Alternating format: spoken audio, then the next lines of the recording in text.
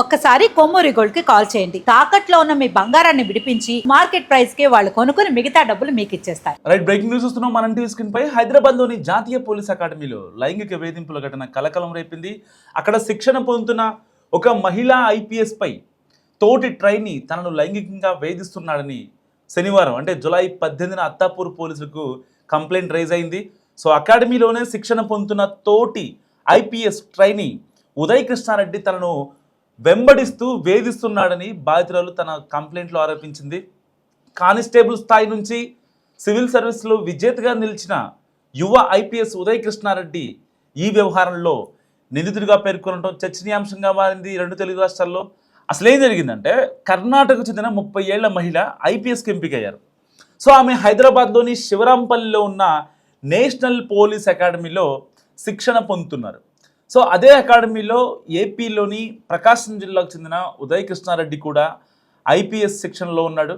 So Uday ఈ ఏడాది June 23 నుంచి తనను వేధిస్తున్నాడని, తన వాట్సాప్ నెంబర్కు అసభ్యకరమైన సందేశాలు పంపుతూ లైంగికంగా వేధిస్తున్నట్లు మహిళా ట్రైనీ ఆవిడ ఆరోపించారు. అంతేకాకుండా తన గౌరవాన్ని దెబ్బతీసేలా అకాడమీలో ఇతరుల ఎదుట తెలుగులో ఇబ్బందికరమైన బూతులతో మాట్లాడుతూ అగౌరవంగా అమర్యాదగా ఇబ్బంది పెడుతున్నారంటూ కూడా ఆవిడ కంప్లైంట్ రేస్ చేయడం జరిగింది.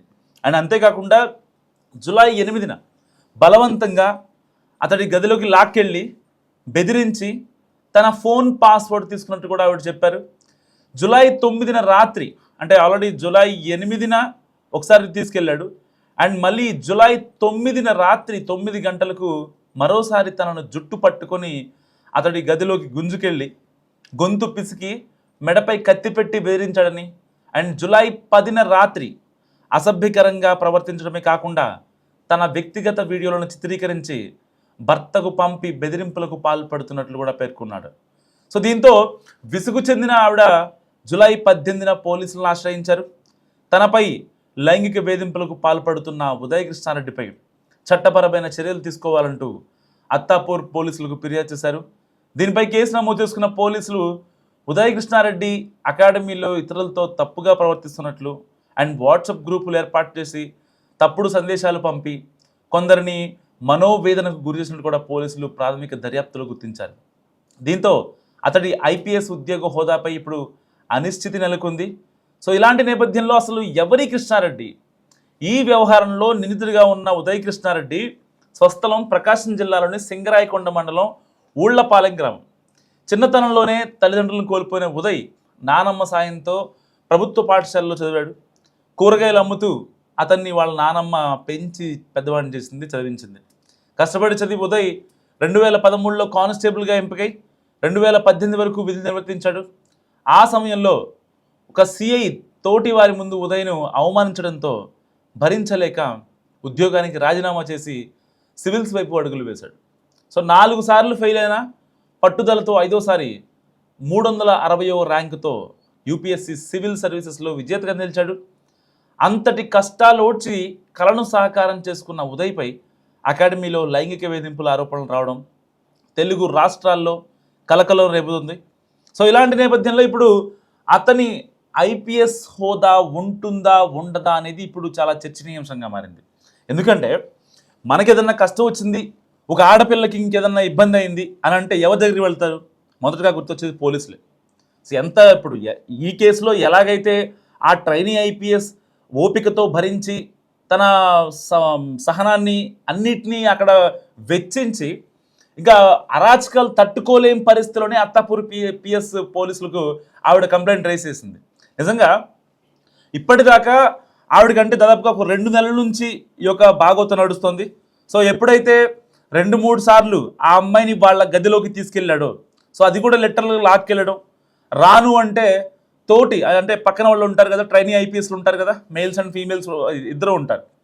సో వాళ్ళ ముందు చాలా గలీజ్గా బూతులు తిట్టడం, రాను అంటే పిచ్చి పిచ్చిగా మాట్లాడటం, అండ్ ఆవిడకి లేనిపోని ఆవిడకి పిచ్చి పిచ్చి మాటలు చెప్పడం, అండ్ అంతేకాకుండా ఆవిడ మీద ఆ ట్రైనింగ్ ఐపీఎస్ మీద వేరే వాళ్ళకి ఎవరైతే తనతో మాట్లాడుతూ ఉంటారో వాళ్ళకి కొంచెం ఆవిడ గురించి తప్పుగా మాట్లాడటం, ఇలాంటివన్నీ చేసుకుంటూ సరిగ్గా ఈ నెల 9న ఒకసారి, అండ్ 10న, అండ్ 18న ఎప్పుడైతే కంప్లైంట్ రేస్ చేయడానికి 2-3 సార్లు ఆ అమ్మాయిని రూమ్కి తీసుకెళ్ళి చాలా అత్యంత దారుణంగా బిహేవ్ చేసి తన ఫోన్ పాస్వర్డ్ తెలుసుకొని, అంటే ఆల్మోస్ట్ లిటరల్గా బెదిరించాను అనమాట. ఇదంతా తనకి ఇష్టమై జరిగితే ఒకవేళ ఇద్దరు ఒక రిలేషన్ మెయింటైన్ చేసేవారేమో, అంటే ఆఫ్ ద రికార్డ్ ఇన్ఫర్మేషన్ చెప్తున్నా మీకు.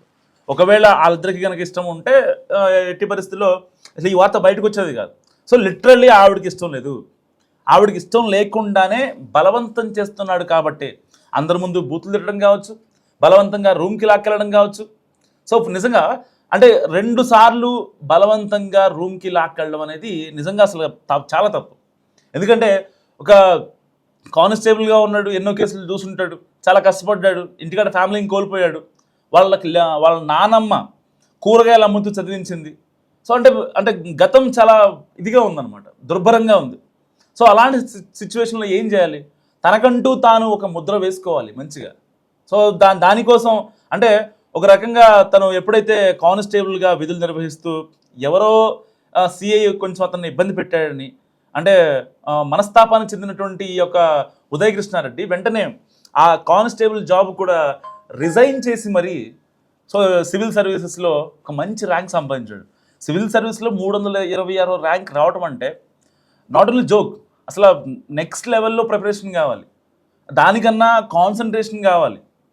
సో మిగతా వేరే ఏ దాని గురించి ఆలోచించకూడదు, దాని మీద కాన్సన్ట్రేషన్ చేస్తే మాత్రమే అలాంటి ర్యాంక్ వస్తుంది. సో అలాంటి వాళ్ళు ఇప్పుడు మనకి ఐపీఎస్లుగా ఉంటారనమాట. సో ఇప్పుడు నేషనల్ పోలీస్ అకాడమీలో జరిగిన ఈ ఘటన నిజంగా చాలామందిని కలిచివేస్తుంది.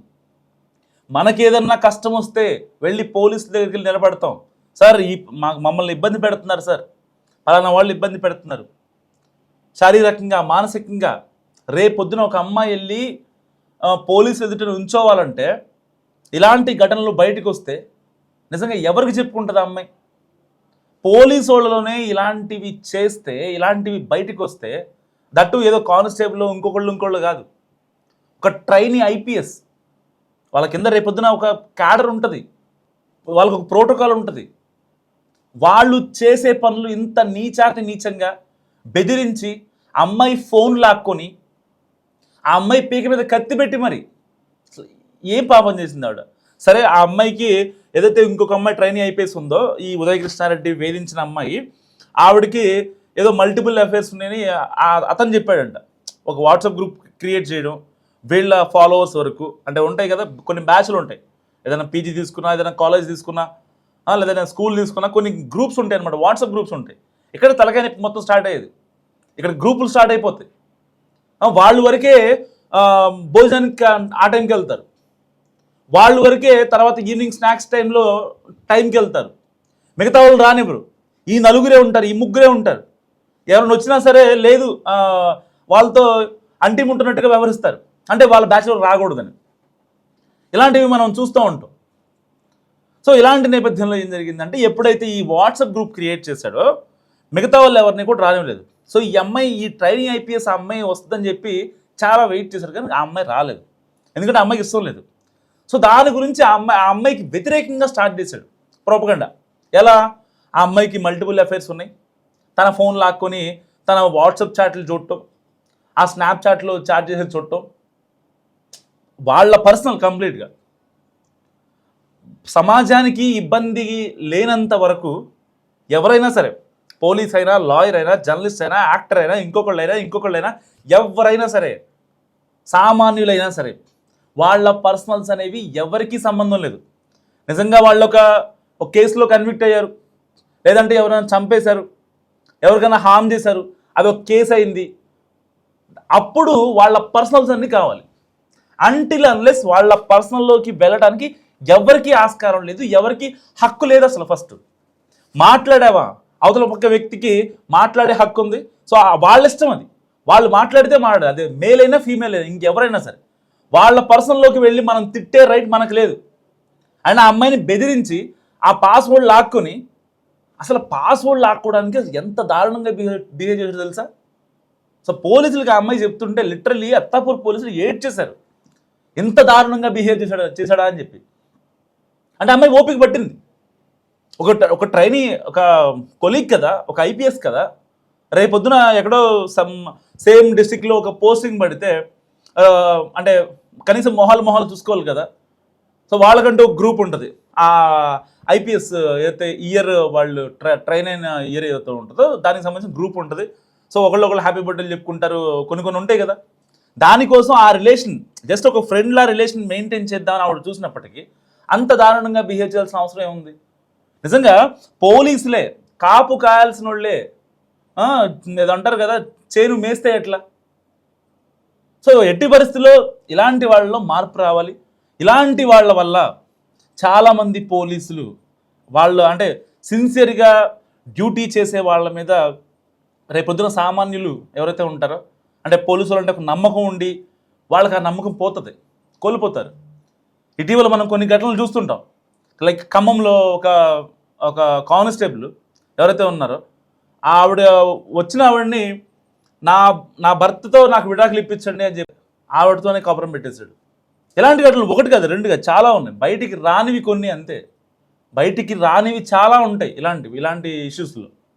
సో ఏదైనప్పటికీ ఇప్పుడు ఐపీఎస్ ట్రైనీ ఉదయ్ కృష్ణారెడ్డి యొక్క తన క్యాడర్ అయితే ఉందో ఇది ఇప్పుడు ఉంటుందా ఊడుతుందా అనే ఒక అనిశ్చితి నెలకొంది. మరి మీరేమనుకుంటున్నారు? మస్తు కామెంట్ చేయండి.